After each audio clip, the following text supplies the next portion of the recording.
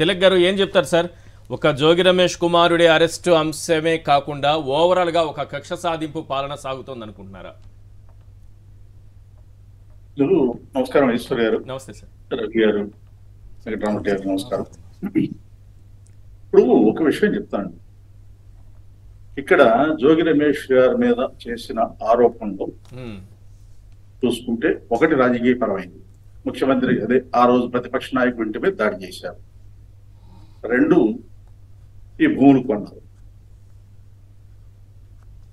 వీటిని చూసినట్లయితే ఈ పూట 10 నిమిషాల క్రితం ఒక సంతకం లేని హెడ్ కానీ వైట్ పేపర్ మీద ఒక నోట్ రిలీజ్ అయింది. దాంట్లో ఏముందంటే సర్వే నెంబర్లతో సహా ఎన్ని గజాలు, ఎన్ని ఎకరాలు, ఏమిటి రమేష్ గారు కొన్నారు, ఇట్లాంటి వివరాలు అన్నీ ఉన్నాయి. కానీ అందులో ఒకే ఒక్క లైన్ ఉంది, ఈ భూములను సిబిసిఐడి వారిని అటాచ్మెంట్ చేయమని కోరడమైనది, అంతే. ఎప్పుడు కోరారు, ఎవరు కోరారు, దాంట్లో లేదు. రెండు, ఎవరు కంప్లైంట్ చేశారు ఇవాళ పోలీసులు అరెస్ట్ చేయడానికి? సిఐడి వారు ఏమైనా కంప్లైంట్ చేశారా?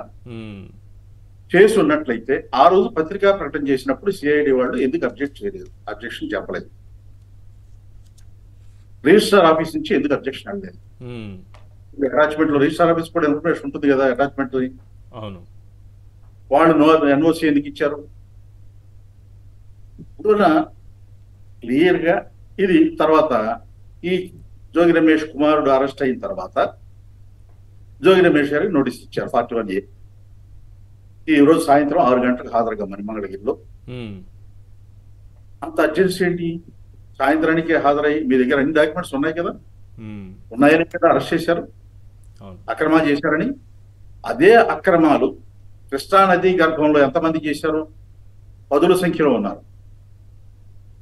భూముల ఆక్రమణ, రిజిస్ట్రేషన్ లేదు, వాటిలో ఎవరు ప్లాన్ అప్లై చేయలేదు. ప్లాన్ అప్లై చేసినా కానీ నదీ గర్భంలో ఎవరు అనుమతి కూడా ఎవరు? మరి దాంట్లో ముఖ్యమంత్రి గారు ఉంటున్నారు. ఆ అక్రమంగా కట్టినటువంటి ఆ స్థలంలో నిర్మించినటువంటి భవనాన్ని నిర్మించిన వ్యక్తిని ఎందుకు అరెస్ట్ చేయలేదు?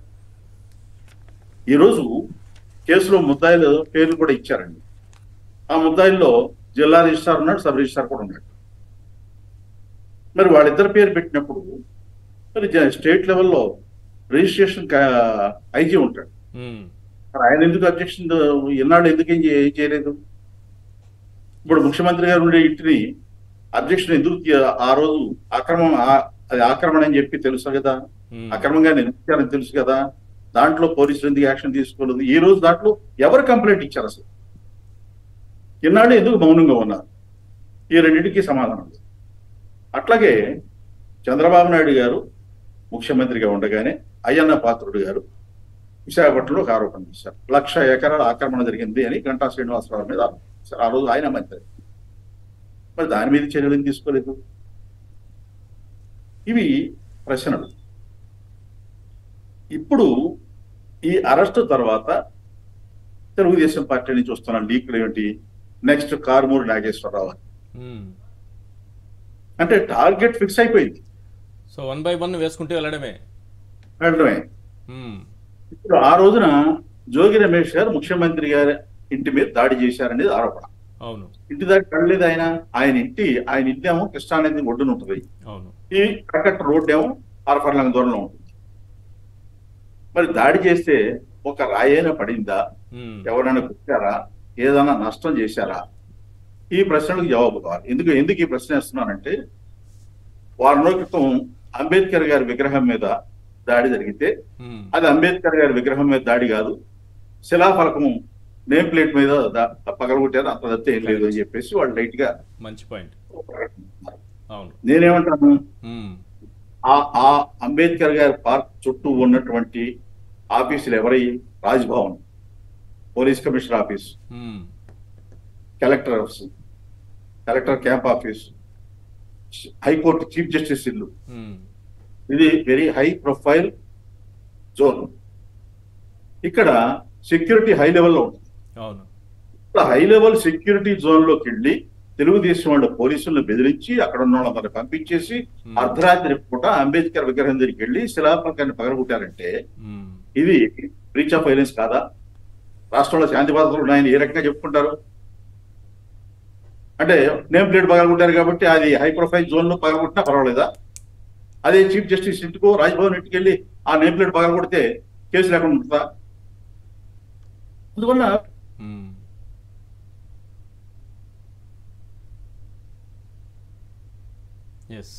సాంకేతిక సమస్య కనిపిస్తుంది. రైట్, ఇంకా చాలా మంది ఉన్నారు లిస్టులో అన్నట్టుగా చెప్తున్నారు తిలక్ గారు. సార్, తిలక్ గారు చెప్పిన మాటలన్నీ వాస్తవం. ముఖ్యంగా ఈ మధ్య ఒక విచిత్రమైన వాతావరణం ఆంధ్రప్రదేశ్లో మనం చూడాలి. అనేక రకాల రాష్ట్రాలు, నేను నార్త్ ఇండియాలో కానీ ఉత్తరప్రదేశ్, మధ్యప్రదేశ్ కానీ, లేకపోతే కొన్ని రాష్ట్రాలు నేను తిరగడం జరిగింది వర్కుల మూలంగా, రకరకాల కారణాల వల్ల. ఎక్కడైనా ఎప్పుడైనా ఎవరికైనా రక్షణ కోసం తక్షణం చేసే పని ఏంటంటే, అధికార పార్టీ ఓడిపోయి ప్రతిపక్షం అధికారంలోకి వచ్చినప్పుడు భయాందోళనతో కొంతమంది లేదా ప్రేమతో కొంతమంది ఆ గెలిచి అధికారంలోకి వచ్చిన పార్టీ జెండాని చిన్న చిన్న సింబల్స్గా వాళ్ళ వెహికల్స్కి పెట్టుకోవడము, లేకపోతే అద్దం దగ్గర వాళ్ళ పార్టీ కండువా పెట్టుకోవడము చేసి అడ్డు లేకుండా, ట్రాఫిక్లో ఎక్కడ ఇబ్బందులు లేకుండా పోవడానికి ప్రయత్నం చేయడం మేము అనేక దగ్గరలో చూసాం. ఇది దేశవ్యాప్తంగా గమనించిన విషయం. అందులో ఎక్కడ అతిశయక్తి కనపడదు.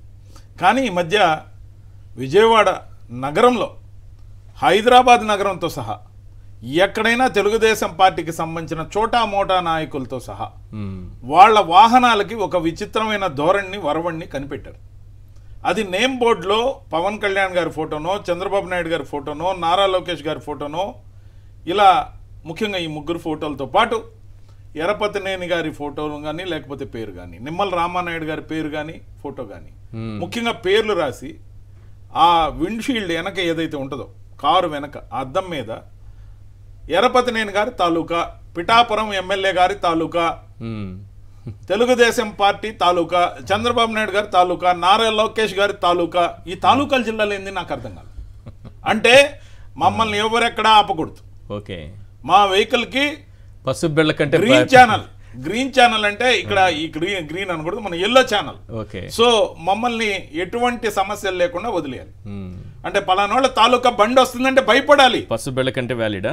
పసుపు బిళ్ళ కన్నా వాహనాలు వ్యాలిడ్ కదా సార్. తాలూకా అనేది ఇప్పుడు కొత్త సంస్కృతి, ఆంధ్రప్రదేశ్ లో మాత్రమే వెళ్ళనుకున్న విష సంస్కృతి. ఇది ఇంతవరకు నేను తెలంగాణలో గమనించలేదు, కర్ణాటకలో గమనించలేదు, వివిధ రాష్ట్రాల్లో గమనించలేదు. అభిమానంతో ఫ్లాగులు పెట్టుకున్నారు. సేఫ్టీ కోసం అధికార పార్టీ ఫ్లాగులు అర్ధరాత్రి మార్చి పెట్టుకున్న వాళ్ళని చూసా. కానీ ఈ విచిత్రమైన తాలూకా అని రాసుకొని ఒక చలాయింపు ఏదైతే చలాయిస్తున్నారో, దీనికి వెహికల్ యాక్ట్ లేకపోతే ఆర్టీఓలు కానీ, బ్రేక్ ఇన్స్పెక్టర్లు కానీ, రకరకాల నేమ్ బోర్డుల మీద ఆ ఫోటోలు కానీ, లేకపోతే నంబర్ ప్లేట్ సైజ్ కానీ, ఆ విధంగా తాలూకా జిల్లా అని రాయకూడదని కానీ ఎక్కడ ఎవరు అబ్జెక్షన్ పెట్టడం. విచిత్రం ఏంటంటే వాటికి గ్రీన్ ఛానల్, అదే ఎల్లో ఛానల్ ఇస్తున్నారు. కాబట్టి ఖచ్చితంగా కూడా ఇంత దౌర్జన్యపూరితంగా ఏదైతే నడుస్తుందో ఇదే రెడ్ బుక్ రాజ్యాంగం. దాంతో పాటు ఈ కక్ష సాధింపు చర్యలకి